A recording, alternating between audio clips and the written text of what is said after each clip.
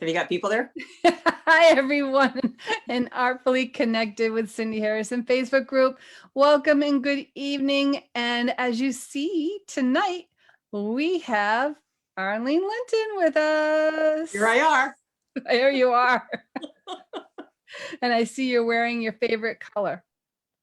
Me? This is my favorite color? Yeah, because in person, when you wear blue, your eyes are really blue. Oh, no, I put this on this morning. I didn't dress up for you. You could have faked it. I could have. I could say I didn't wear it yesterday either. Like I said, what you see is what you get. But no, I feel bad because the computer doesn't really communicate how beautiful your eyes are, not to let it go to your head. But I could take my glasses off, but then there you go. I see you as well. Well, do you need to see? I don't know. No. Sometimes seeing's overrated. I just want to say hi to everybody who's joining us, whether it's live or on the replay. And if you are here live or on the replay, if you're here live, you can ask questions that I haven't asked yet. You can ask them and I will translate them to Arlene. And if you are watching the replay and you have questions for Arlene there, you can either go over to her Facebook page and ask them. No problem. Or you can put the little @ Arlene Linton and her name will pop up, I hope. And then she will be notified that you asked a question and then she can come back and answer it. So feel free to fill in because I have only 17 questions that I may or may not ask. And I always can use the help. I'd like to fill the hour. So I'm always asking people to help me. And so far they have. So good. If anyone knows, I need all the help I can get. But I just want to do a little small talk and see how many people show up. And then we can get right to the nitty gritty of this. Hello, Melissa. Melissa, you remember Melissa? Yes, I remember Melissa. Yep. She's my genie. Yes, she went home. Jeannie went home. Yes, Melissa went home too. Yeah, right. Deb is here in the house. And so thank you all for coming. Melina, and there's others. So feel free to ask questions. But in the meantime, Arlene. Yes, ma'am. First, very difficult question. I'm not going to tell you my age. Oh, well, okay. No, yes, I will. I just turned 72 on Sunday. Happy birthday. Yep.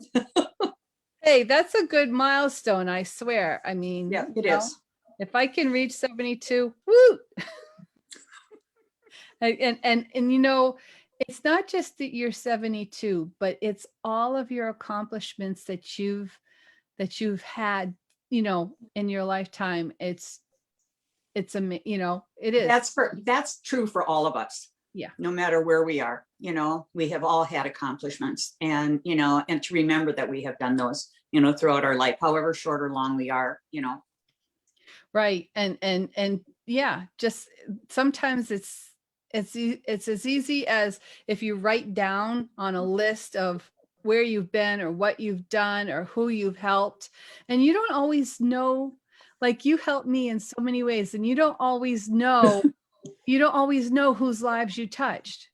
You know, right. How many conventions have you taught at? How many chapters have you taught at that you can't possibly remember every single one of them, although sometimes you do. No, I can't remember all of those. I can remember all the countries I've taught in. That I can remember, but I can't remember all the states that I did some at one point in time, mark them down on a calendar in my date book, but those pages have long disappeared. Oh. I lost you. No, it's okay. I got you. I spotlighted you. Yeah, so, I see that. If you want, you can go back to gallery view and then you'll see both of us again. Okay, I like seeing you. I'm going to go back and forth for the people because they see what I want them to see, kind of thing. I feel when you're there that I'm talking to somebody. I'm not just talking to myself. You're not. You're talking to me. I'm here. I know. When I see you, I know that. Okay. So anyways, I'm going to go and I want to go over to Facebook and make sure Yep. that I can see what they're saying if they have any questions. But I'm going to start you off with tell us where you're from. I was born in Huron, South Dakota, and I live in Minneapolis, Minnesota. I have lived here since 6th grade. Actually, we live in Fridley, which is a first ring suburb of center Minneapolis, St. Paul. So we're just, a hop, skip, and a jump from downtown. Friendly Fridley. And the local car dealership is Friendly Fridley Chevrolet. That's a mouthful.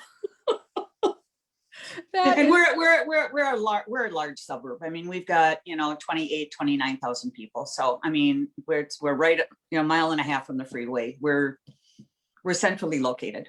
Oh, cool. Well, I know I'm gonna be doing a road trip someday because I want to come visit you. That's gonna be awesome. Yep, do that. You see Friendly Fridley. I have to tell you, just because of Fridley, see, I'm going to tell you all kinds of stories and you're not going to care. But the first trip I did to Australia, and I'll talk about how that ended up happening. I said to somebody that I was from Fridley, and they said to me, Friendly Fridley? Oh, see? It just kind of flowed out of their mouth. It was like, where did that come from? How did you know that? Isn't that funny? Yeah, I know. And I'm just thinking, like, we have a restaurant around here we used to call Friendlies. Okay. So, if you got a Friendlies in Friendly Fridley. So we're Friendly Fridley folks. What do they call you? A Fridliette?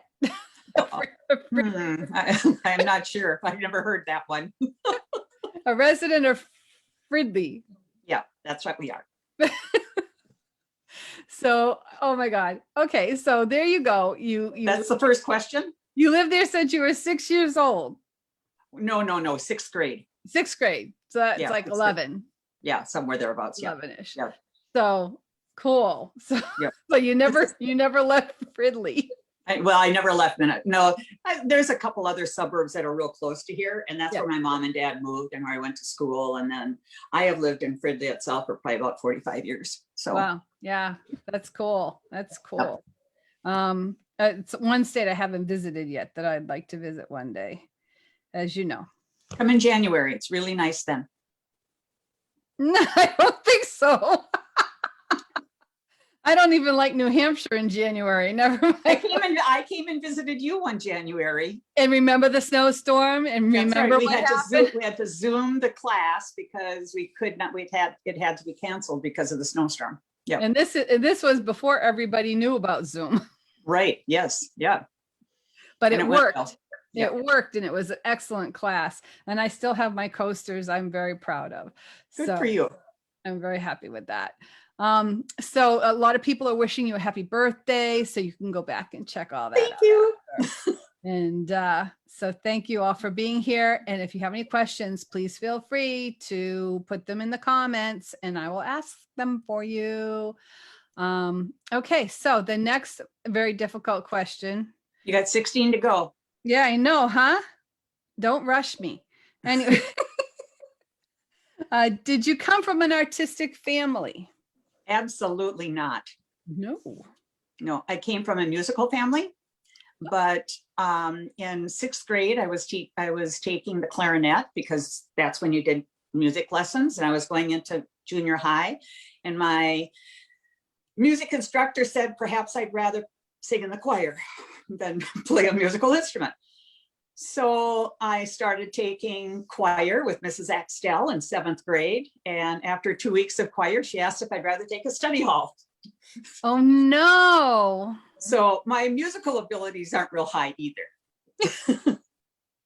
That is so funny because my family are musical too, and it's like, I don't play an instrument. Okay. I tried doing the accordion when I was younger, and then my upper body got in the way.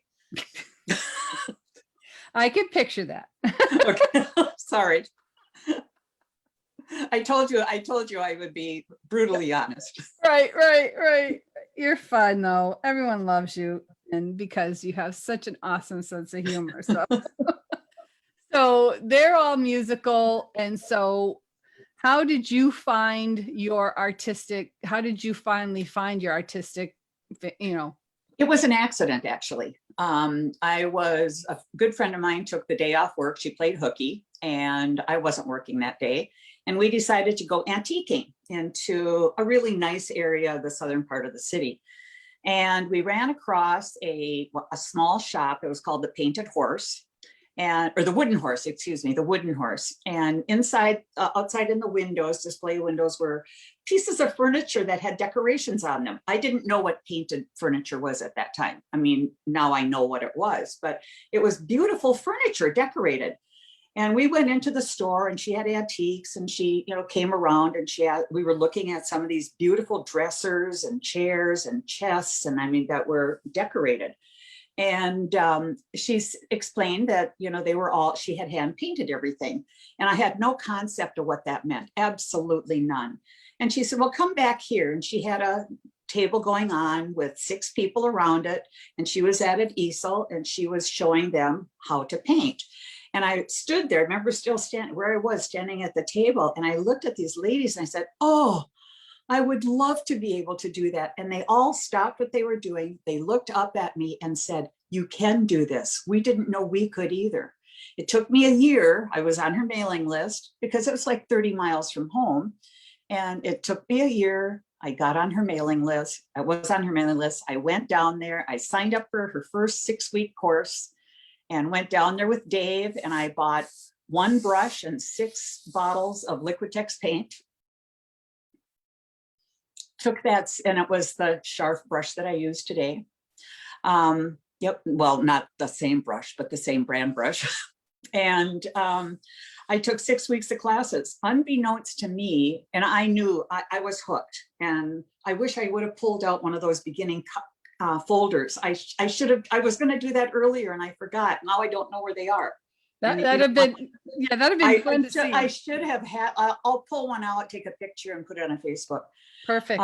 Yep. And I knew that I was going to keep on doing what I was doing. Unbeknownst to me, when we did that first 6-week class with a round brush, I learned brush control. I didn't use anything else. We were mixing colors. There were no patterns. Everything was done freehand.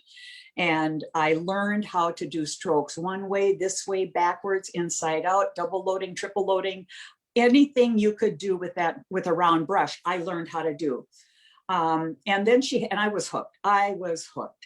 And then she did a class on flat brush work, double loading, triple loading, floating, everything you could do with the flat brush. And then she did it was a 4-week class. And then there was a 4-week with an angle class. And then there was a 4-week with a filbert, learning how to do strokes and make leaves and make flowers using these brushes, by, just multi-loading them.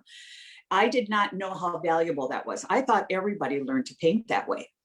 And it wasn't until I started going beyond her place that I realized I had a really good, solid background in learning how to use a brush. Did I answer that question?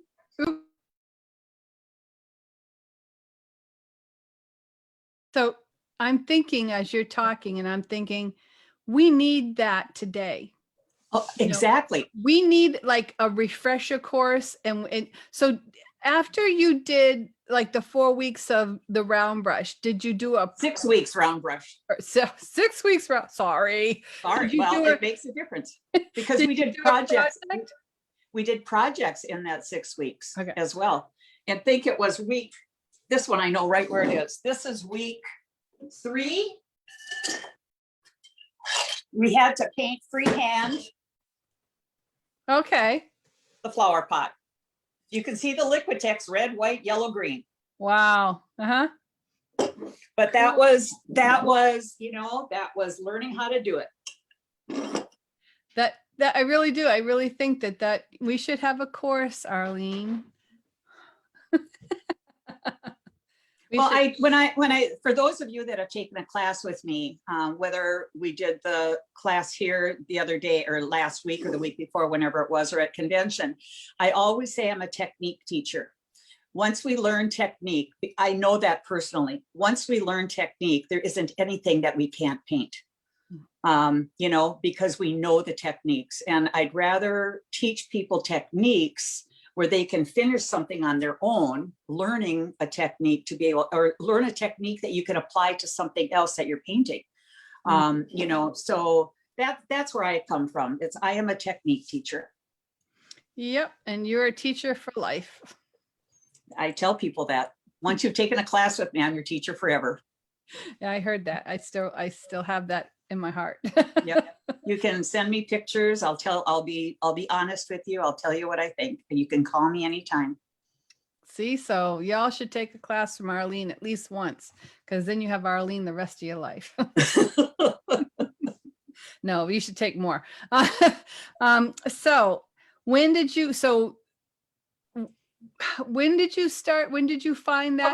That was 1989. Okay. So you were married? Oh yeah. Dave and I were married. And did you have your children? Yep. Had 2 kids. Yep. So you're the proverbial housewife that is looking for something. And I sat at the kitchen table, and she told us to set the timer on the stove, or we didn't have a microwave yet. Set the timer on the stove for 20 minutes and sit there with 1 brush, 1 bottle of paint, and file folders, because that was an inexpensive thing to practice on, and to practice doing my strokes, and whatever we were doing, practice it every day.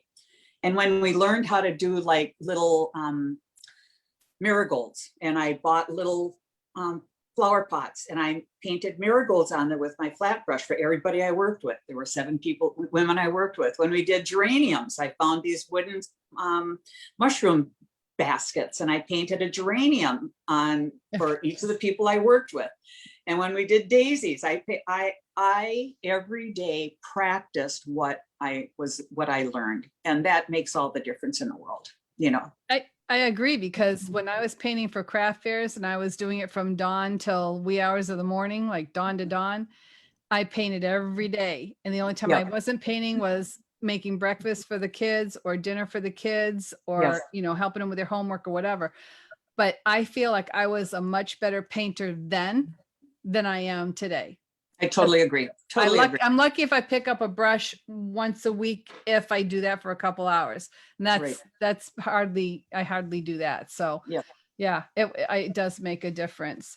Who would you say, once you got into it, is there a specific artist that influenced you, above all others, when you started realizing about this world of decorative painting? Well, I'm just going to go on a little tangent here that doesn't really fit one of your questions, or that question anyway. Or that question. Or that question.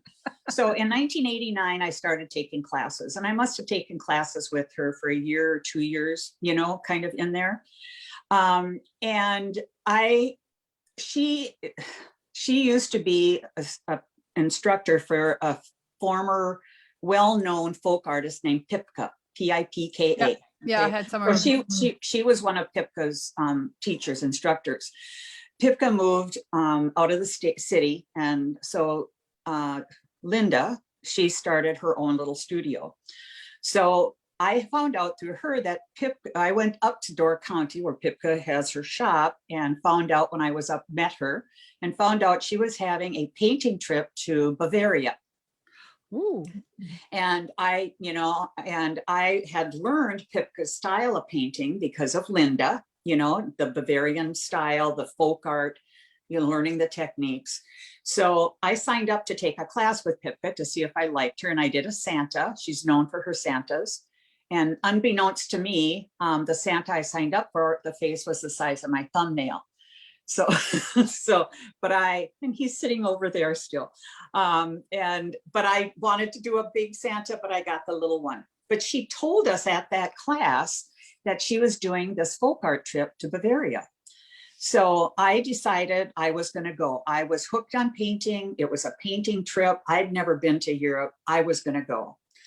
So I signed up. Nobody I knew was going with me. I went. It was a 2-week trip. On that trip, the first day when we got picked up from the airport, I ended up meeting 3 women from Australia. And I ended up being a foursome with them. And the four of us we just got along so well. And we did everything together. They were painters. One woman owned her own studio just outside of Sydney in Manly.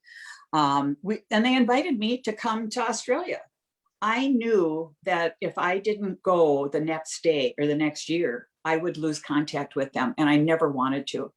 So this was in 1995. We went to Bavaria. So 1996, I went to Australia, and I went for 4 weeks. I called Dave. I stayed for 6. So, but how about your kids? I don't know what Dave did with them. I never did ask, I guess. Well, it's kind of like I took off on Mother's Day a few times to go paint, and people like, but you're not spending it with your family. I'm like, no, it's Mother's Day. That's my day. That's I can do whatever I want. But when I was there, I discovered that Pam Jones, she had opened the first folk art studio in Australia many years prior to that.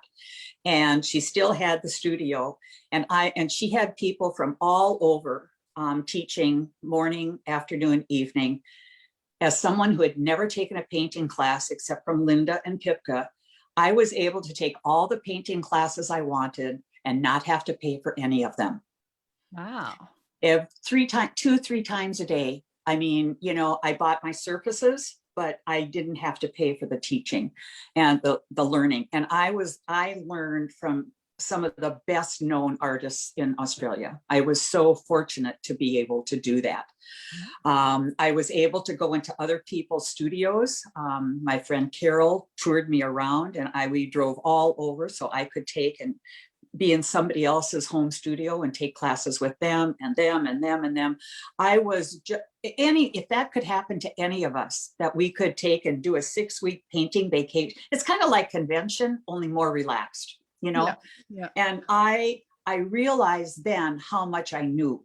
I didn't know how much I knew about brush control and painting, because they were really strong too on technique and learning technique. I learned how to varnish. I learned how to sand. I learned how to do everything. And I came home after that, and we're sitting at our kitchen table, and Dave's mom and dad were here. Dave was there, and I stood there and I said, someday I'm going to do this and I'm going to teach it. And there were 2 instructors, and I've given them credit in one of my books, 2 instructors that painted their version of lace, Lori Barrett and Liz White. And I absolutely loved the intricacy of what they were doing. I mean, my background is in dental surgery. So, I am really good with detail work and hand-eye coordination. And doing that lace work with them just opened up a whole new world for me. So I determined that I was going to develop a technique that would be mine, not theirs, but it would be my technique. And I remember standing there next to the table telling my in-laws and Dave, that's what I was going to do. And I did. Wow. How long did it take you to get from that moment to fruition? That was 96 when I was in Australia. When I was in Australia, I heard about Society of Decorative Painters. Yes. No one ever told me that. Pipka never told me. Linda never told me that. I didn't know about Society. So in 1997, Minneapolis was hosting Society's convention. When I got home, I called up, I got associated with our chapter, helped with the 97 convention. That was my first convention that I ever went to as a student. And I had all this knowledge that I had just done the year before. And now I was in my own hometown taking these classes from all these wonderful people. My whole world opened up. And that was 97. I submitted, thanks to Marlene Kreutz, I think you guys probably know her. She was a member of our chapter. She invited me to help her at conventions. So, because I was going to teach anyway. And she wanted, not to teach, but to take classes. And she wanted me to help her in her booth. So I did, and she encouraged me to submit to SDP and to Hoot. And in 2000, that was the first time that I submitted, and I was accepted. Wow. And I thought you were in the industry a lot longer than that. No, I haven't been. So 2000 was my first, the first time, and I think it was in Reno, the convention in Reno, and then at Hoot. And, that was the beginning. Wow, and that the history, right? The rest is history. But it wouldn't have happened without meeting my Australian friends, or going to Bavaria and meeting them. I don't know how it would have happened any other way. Yeah, that's a lovely story. And thank God that, yeah. I've been to Australia 5 times since then. I've taught over there, and we continue to stay in touch. So when are you going back? And do you need someone to hold your bags for you? Well, no, I'm not going to go anywhere when you have to be quarantined for 2 weeks. I know. Yeah. There'll be a day I'll go back. Connie says that she loves your technique and she took her first class with you in Vegas and was hooked on lace. Excellent teacher. I have to. Yes, good. Thank you. Yeah. I didn't teach in Vegas very, very much. I think only 2 years, maybe. Peggy Harrison encouraged me to teach in Vegas. Yeah, Harris. Peggy Harrison. Yep. I'm Harrison. She's Harris. Yeah, Peggy Harris. Yep. She encouraged me. Let's see. You were young when you started, Arlene, like me. Yeah. So that. So I just want to remind the ladies that if you love what Arlene's stories, please stay to the left of the emojis, because on the right is the sad crying faces and and I'm not seeing the emojis. So if you want to put that you're crying on there, no, that's okay. I see them coming up and they don't realize that they got to stay to the left, ladies. Thumbs up and smile faces. Okay. And hearts. Yes. And hearts. Melissa's giving lots of hearts. Okay. So, what question are we on now? We're only on 5. So stop talking. So I only have an hour. I got a lot to say. Yeah, I know, huh? We only have a half an hour left and I'm only on 5. Come on, Arlene. Okay. When did you start actually teaching? Was it 2000 when you said you're going to go to the first conference? Actually, I started teaching my friends. Okay. When I was taking classes with Linda, she had asked me at one point to cover her studio for a day while she was taking a day off, and I saw a painting magazine. I didn't know painting magazines existed. And in this painting magazine was called A Wonder Flower by Doxy Keller. Okay. And oh my gosh, I fell in love with that. So I asked several of my friends if I could teach them how to do that. And I had no clue that I would be able to. I just knew I wanted to. So that was the first class that I taught friends of mine. And that was in a long time ago. And those ladies still paint with me. Awesome. And they keep saying, well, they haven't now for the last year because of the COVID thing, but they have said, we just figured you'd teach us for a week or two. And, but how come there's still more stuff to learn? And all of us as students of decorative painting know we are always learning new stuff. Yeah. Never stop learning. So then, I taught at our chapter. Yeah. And then it was through Arlene where she encouraged me to go to the society. Yeah. So when the designer part of you came out when you got hooked on the lace, right? Right. Yep. And you can't see back here, but I've got 1, 2, 3, 4 shelf high of books, most of which are lace books. So like the pictures of real lace? Vintage lace, the history of lace, and the, describing how each lace thing is. I am a member of the Minnesota Lace Society, and I take my painted lace to them and they can identify what kind of lace it is. Really? Yes, they can. And I have actually taught at 2 national lace conferences. They're lace makers conferences, and they have invited me to teach lace makers how to paint lace. And I will have, which has been that's been a real joy. And that's been, what do we have, 18 hours of class time. So, and because they have such good hand-eye coordination anyway, that, and they knew nothing about holding a paintbrush or painting. They listened to me and they did exactly what I told them, and they did it, and they really were successful with what they did. That's amazing. I mean, A lot of people don't person who realize makes- that I did. Yeah, who Yeah. makes lace wants to paint lace. Yeah, yeah. A lot of people don't realize that I actually had done that. So the next question is probably going to be superfluous, but what is your favorite subject matter? I like Lynn Andrews. There you go. Yeah, you like her so much that she came out to your studio to teach you how to paint her design. Yeah, Lynn came privately to my house for a week. I'm jealous. Anyway. Yeah. I really enjoy painting her stuff. And you just paint more than yeah. And I love, my students love to paint, a lot of different, I love Maureen McNaughton, I mean, I love her stuff. I'm looking around that's around here. I just do a whole lot of different things. Yeah. Well, but I do like it. I love the ribbon that's over your right shoulder, the red. That's one of my favorite pieces. That's beautiful. That I've designed. Whose is the pink roses? That is from Tatiana. Yep. And she painted that for me in one of David Vernon's conventions. I sat next to her while she painted it. I couldn't believe that I have not done that. I took a class with her in Vegas. Yeah. Beautiful, beautiful. And this was the first time I went to Australia. This clock is painted with Australian wildflowers. Oh. And I painted that my first trip. Wow. So that means a lot to me.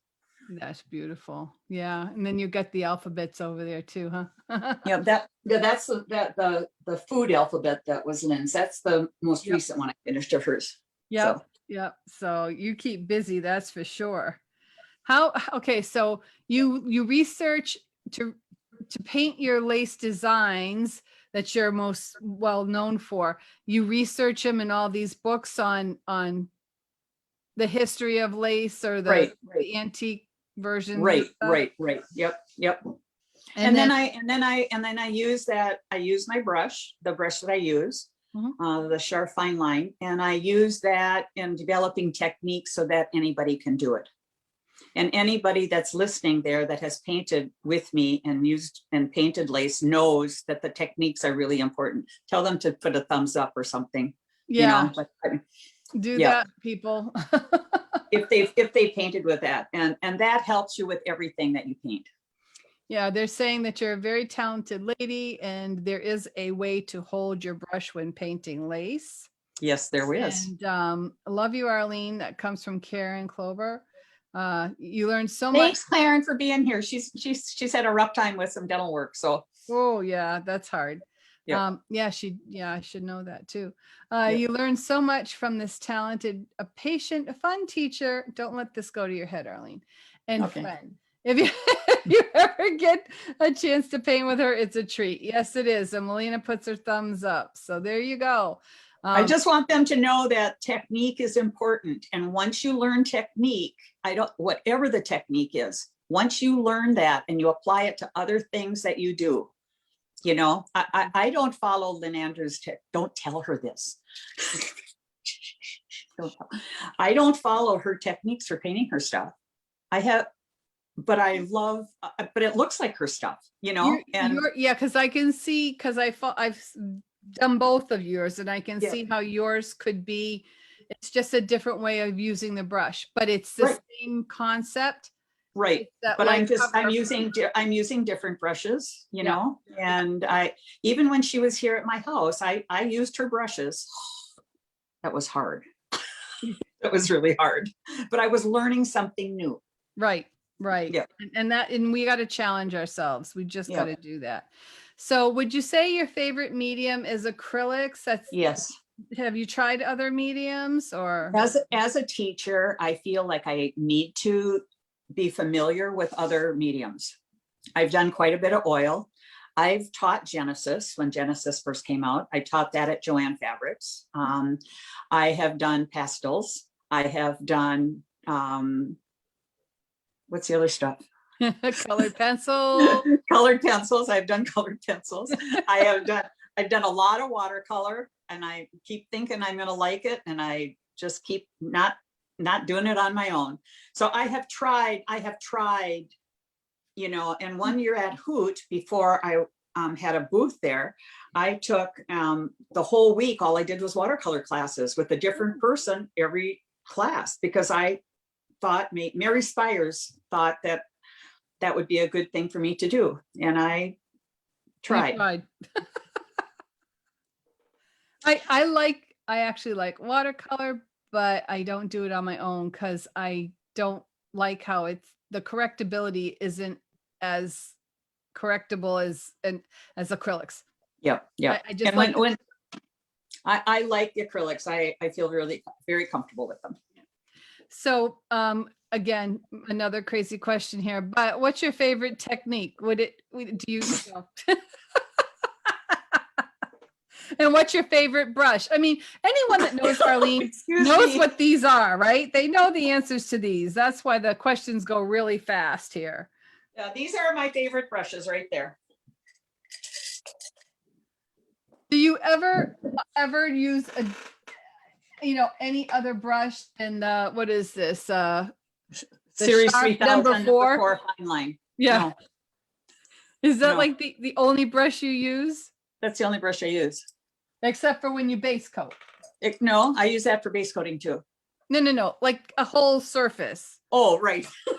Yeah, right. A whole surface. No, I use my roller for doing that. It's gonna take a long time if you use that for the whole surface. But I do base coat my components. If I'm doing a floral design or Lynn Andrews designs, I do base coat my surfaces, the individual components, with this number 4 brush. So even the red ribbon bow that you have behind you over your shoulder, it's all base coated. That was all base coated with my round brush. And you still, even the holly leaves, everything you do. The holly, everything in there is done with this brush. The outlining is done with the brush. The shading and the highlighting is an angle brush. Use an angle. So you do incorporate another brush other than that one. Right. When I'm doing that kind of stuff. Yeah. Right. Cool. And then the class that I'm teaching April 10th, we're using a flat brush as well as the round brush. The flat brush will make the linen. Ooh, you're getting really adventurous here. Sorry, this one. That's beautiful. So we use the flat brush to get that faux linen look. And you can see the lines that are in there. Oh, okay.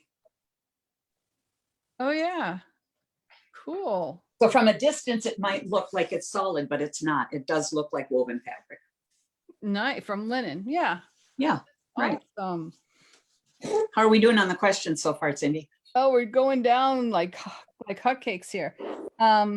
So what is your best tip? Again, not like we didn't hear at the beginning of the conversation, but what tip did I say? Practice. Yeah.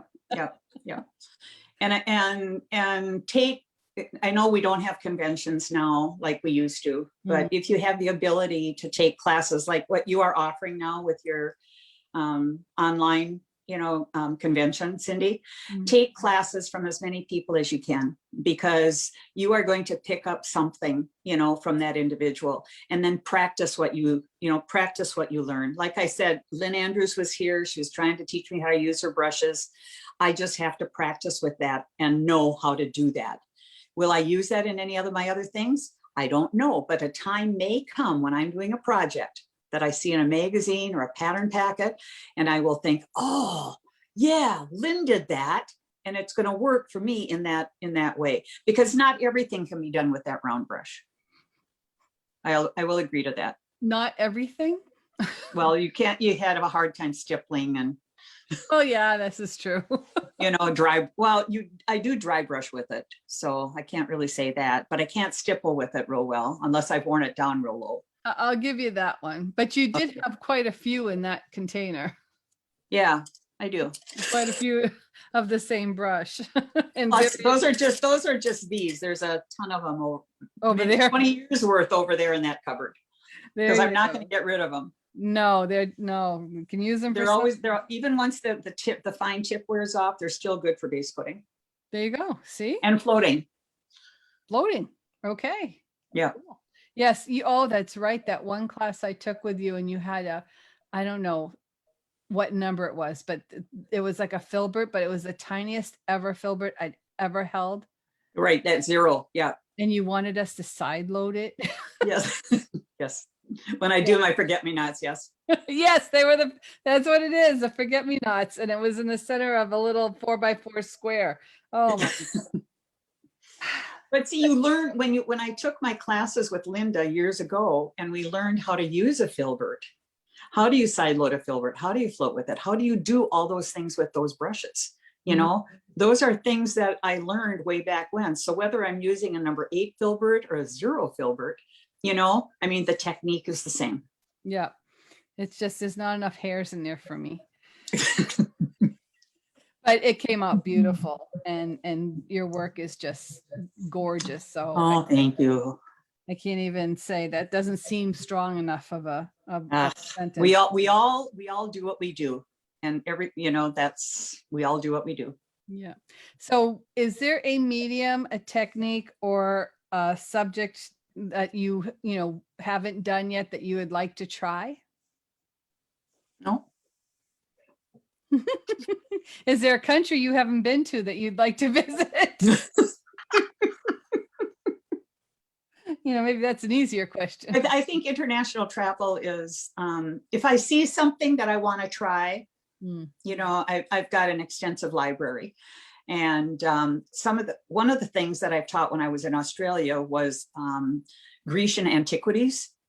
And that went over really, really well. And I've got a good library reference in Grecian antiquities.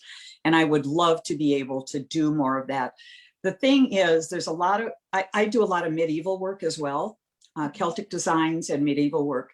And the problem with, no one has seen them. I have taught those things in Australia because I think they're a little bit more open-minded. But conventions here in the state have never wanted anything at that level. Do you have some of those pieces that you can put your fingers on and show us? Oh gosh, straight ahead is the Celtic one I did for my son Ryan. But we can't see that. No, this one here. This is a medieval piece. Oh, pretty. But if you submit that somewhere, they go, "Oh gosh, what is that?" I mean, but it's all technique for doing that. This is an Iznik piece, which is an ancient East. Oh yeah, that one. And again, that's not for everybody. I love to do this kind of stuff. That is so easy. It is so easy to do. And it's still using your technique with the one brush and the light layers of color. Mm-hmm.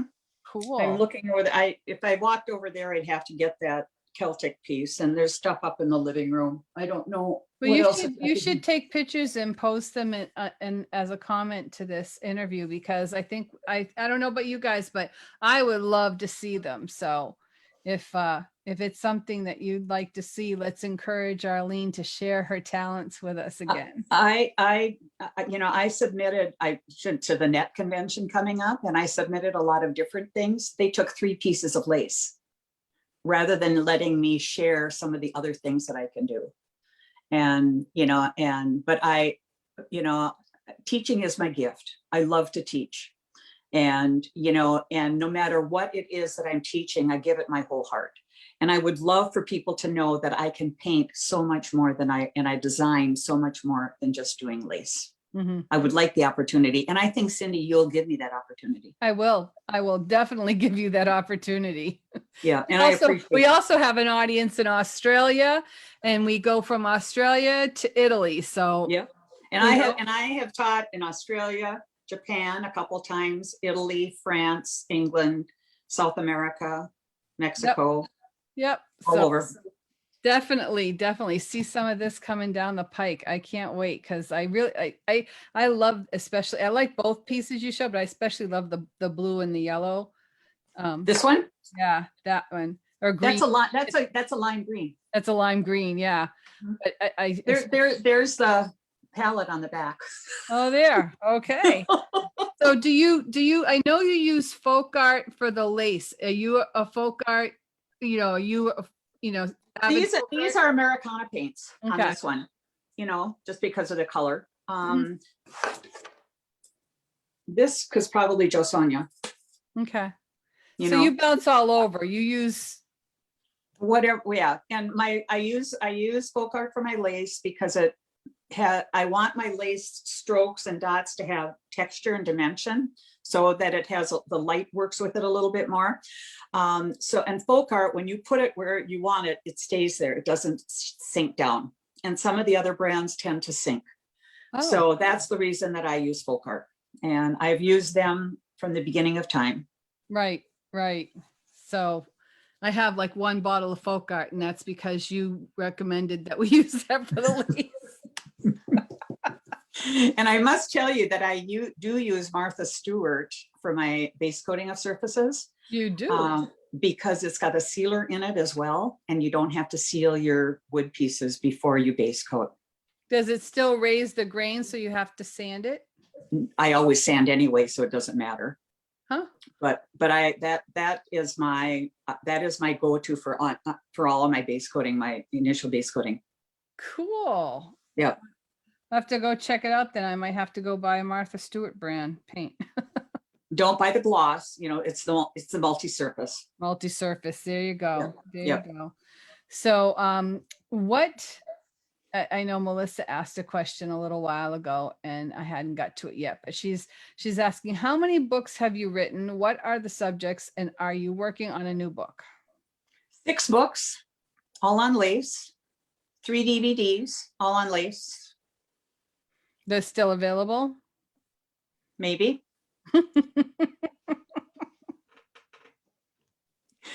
Contact you, right? Contact me. I'm not going to watch. Linton? Yes, I am sure. I am sure they are. Yes. If you Viking used to carry them. I don't know if they do anymore. And I do have a stash here. At Gmail? Yeah, Arlene Linton Artist at gmail.com. Yep, I just put it in the chat. Okay. So if anyone wants to, Martha Stewart is discontinuing? I didn't know that. Yeah, Shannon just wrote that down there. Oh my gosh. So they probably couldn't make it a go of during COVID, maybe. Oh my gosh. No, I hadn't heard that. Oh, That kills you, huh? that's perfect base coat paint. No, we'll have to go check that out maybe. Yeah. Lace is your jam. Keep it going, Arlene, says Melissa. Okay, I will. Maybe I've got a few projects over here I'm working on. Maybe one day we can meet up. I'll meet you halfway, Arlene, at Melissa's house in Austin, Texas, and we'll teach her how to paint. You think that's halfway? Yeah, sort of, kind of. Sort of, kind of. Yeah, that would be good. We'll get her to paint some lace. You did take a picture of my lace up in your bedroom. Did you ever do anything with that? Did anything? I don't know. No. Probably not. Okay. I've got quite a collection of lace that people have given me and photos that I have taken in museums. Yeah. I'm not going to live long enough to do that. Probably not, huh? But I'm going to try. I enjoy it. And I still reference my books. You must have been to Venice, right? Oh yeah. And over in Zebrano on the island with the women sitting there still doing the lace the old fashioned way. She actually, one of the ladies, I was there watching her. She spoke no English. I spoke no Italian. Right. But I had my iPad with me and pictures of what I paint. And she actually showed me to sit on her stool and put the lace pillow on my lap and to pretend that I was making lace. So Dave could take a picture. And in one of my books, we have that picture of her making lace and me sitting in her same chair, pretending I'm doing lace. Yeah, it is amazing. I'll tell you, I did buy a piece and brought it home. They are amazing. It's not cheap. No, it is not cheap. And I think they said there's only like 25 people left that actually are doing it. Yeah. And the younger people don't want to bother. It's too time consuming. When you go to these lace conventions, they have vendor shows as well. And I have been able to pick up some very nice pieces of vintage antique lace, old lace, and then use those as designs. Mhm. Yeah. So, and they're not, and even the old ones, they're not inexpensive. No, no. So when I die, my children or my grandchildren cannot take and sell them at a garage sale. No, please don't. Yeah, please don't. So show us the piece that you're doing for ARPA webinars again, This one, please. see do you see that linen? Oh look? yeah, look at it, looks like real linen. Yeah. And as you get it back further, you can still see it once you know that it's there. And then all And we use like a 1 inch to a 1.5 inch brush to get that to happen. oof. And then the number 4 is done with all of the detail work. I'm looking at all the dots and all the comma strokes and all the line work and oh Lordy. Okay, you're intimidating me now. Were you gonna do the class? No. I wouldn't think so. If I wasn't running the show, I would probably sit in on it for sure. But yeah, because I got the brush. What else do you want to know? So I know that you've been doing the iris folding for the group, so everyone has really enjoyed that. Have you seen some of the people have actually posted their pieces after? Yes, I have. Very nice. Aren't they very cool? nice? Yeah. So so you're doing an iris folding coming up for Mother's Day. Yeah, but not yet. Not yet. No, not yet, but I know you're going to. It's not done. I was going to ask you, so do you have any more to share with us on that down the pike? Or I know that you're taking a couple months off, but. Well, I'm not, I put all my iris folding stuff away. Okay. I had it all sitting out here. I got my Easter cards done and I put that away. So I've got my workspace here ready to start painting some more. Ooh. And I've got some techniques that I want to play around with and maybe explore with you a little bit. That would be, I would love that. That would be, I think the people, are you ready for some technique demonstrations? Because I think that would be really wonderful. Yeah. So I do a mean faux pewter. Oh, I won't ask any questions. It'll be a surprise, but be on the lookout because I think that is any of those things that, everyone needs to know these things. Yeah. I see different artists doing different techniques and it's always like, oh, that's different. Oh, how did they do that? Yeah, so right. I want to bring more of that to the people. I think that's awesome. I think that's a smart move on your part. Yeah, I think it's going to be great. So now you're teaching that and you're going to be doing some more for us. Are you teaching for chapters yet again, or are we waiting? Not yet. No, none of that's happening. There's no travel teaching right now. Yeah. And I'm not doing my classes here in my home yet either. Nobody's quite ready to do that. And, we're all older. We've all had our, double shots, so vaccinations, but we're just not feeling comfortable doing that yet. Yeah, I know what you mean. I'm wondering, it's one thing getting on an airplane. It's another thing adding to that, staying in a hotel and being in a classroom with a lot of people, or being anywhere with a lot of people, Right. Yeah. Just not ready for that yet. Yeah. I don't blame you. I'm not ready either. Did you get your shot? Oh, I've had both. Yep. Have you? I go for my first one in a couple weeks, so we'll see. That's because you're younger than me. So I got in the early group. Hey, so that leads me to well, I know we're running out of time, but because I've known you, we've known each other for quite a few number of years. Yeah. And you were posting things, how you were lifting weights. Yep. And stuff like that. And I know I bring it up every time I see you, and I know it gets old hat, but for what possessed you to want to start lifting weights? And why not? How old were you? 4 years ago, 5 years ago. I had been working out at a gym, and it was a private gym. And he asked me one time if I would like to compete in deadlift and bench press. And I said, sure. Had no idea what that meant. And I competed for 2 years. the first, well, yeah, for 2 years. I am Minnesota state record holder in deadlift and bench press for my age and weight category. So, you know, and I have not now with my knee replacement, I haven't done any deadlifting, but I'm back to bench pressing, starting early, you know, or a lighter weight. And as soon as I get the okay from my doctor, I'll start deadlifting again. And I don't know if I'm going to do a competition again. They have categories for handicapped people, and this would count a disability. And because I have a knee, that would probably count. But I do that to stay strong. I stay strong. That's amazing. And I want to just say to everyone, she says in her age group, but that doesn't mean she was the only contestant. Okay. And it doesn't mean there was only 2 or 3 contestants. There were many contestants, weren't there?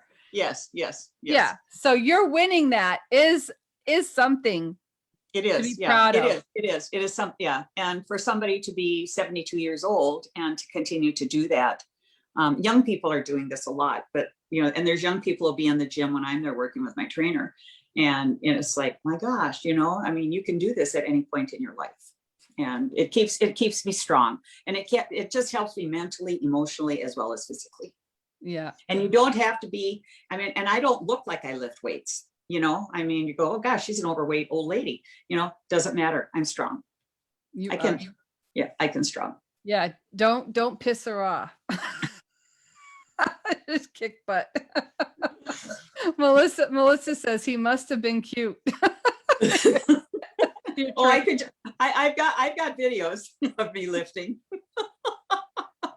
I've watched them. I'm like, wow. And because your video doesn't only show you, but it shows the other women too.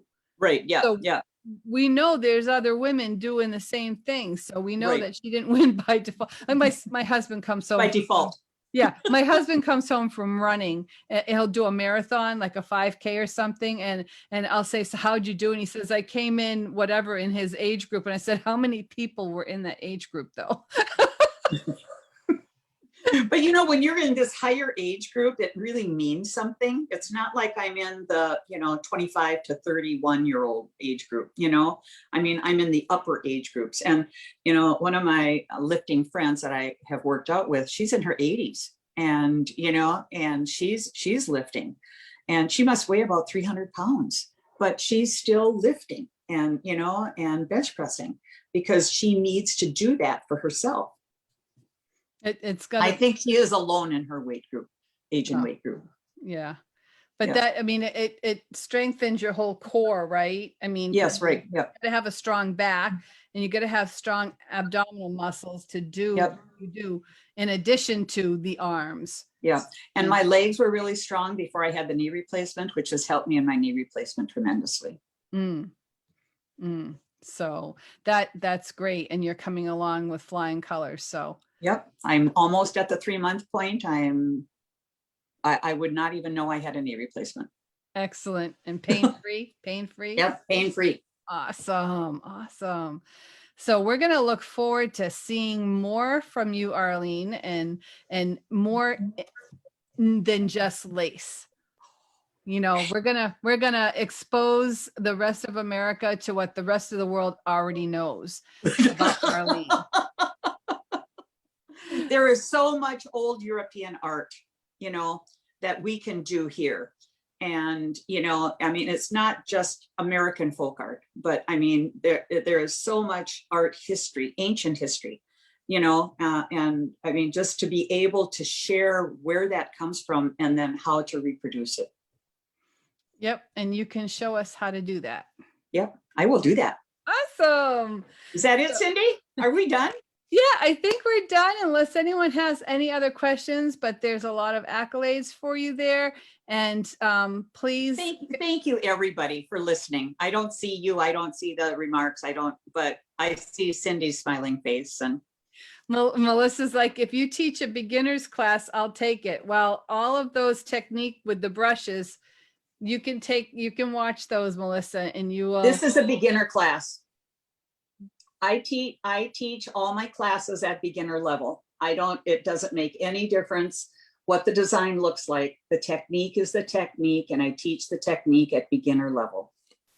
You know, sometimes I think it's better if you don't know any, like you haven't already created bad habits. Right. It's harder to teach someone that has formed some bad habits than it is to teach someone who is clean slate. So that's how it was with the lace makers. They didn't know anything about how to paint, and they listened to me. They did what I did. Yeah. And they were good. Yeah. So that's going to be excellent. So, okay, just to let you know what's coming up for the people who are watching, we have, I wrote it down. Roz Stahlcup is doing a little make it and take it paint along thing with us on the 8th this month, April. Next month, April. Lighthouse, it's one of her lighthouse, and she has a pattern packet that has more than just that design in it.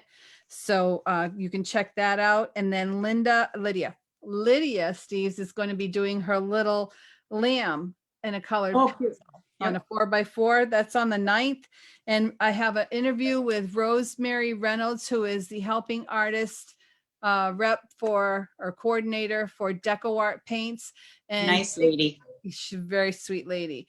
And we were supposed to do that yesterday, and she couldn't make it, so I had to reschedule it. But if you guys have any questions about deco art, or whenever you're, you know, sometimes we're in a circle and we're talking just amongst ourselves, and we're like, oh, I wonder how deco art's doing. I wonder how, you know, are they going to bring those paints back, or are they discontinuing any paints or whatever? Yep.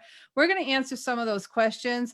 But if you come up with any other questions that you remember you were inquiring about, and please post them and join us for that evening so that you can ask your questions directly to Rosemary. If she can answer them right then and there, she will. And if she has to wait and talk to her people and get back to you, she'll do that too. Yeah, very good.